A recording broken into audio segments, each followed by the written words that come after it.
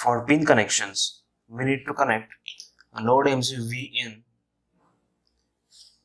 to relay board VCC.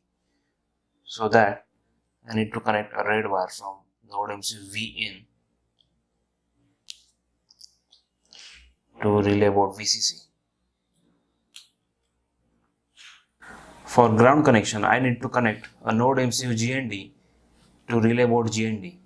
So that I need a black wire to connect GND from node MCU to GND to relay board. And for data connection, I take a gray wire which is connect from a node MCU D0 pin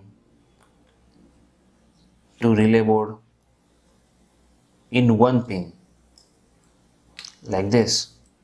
As you can see here, I connect a V in pin from node MCU to VCC pin of relay board, a GND pin from node MCU to GND pin of relay board, and D0 pin of node MCU to in one connection of relay board.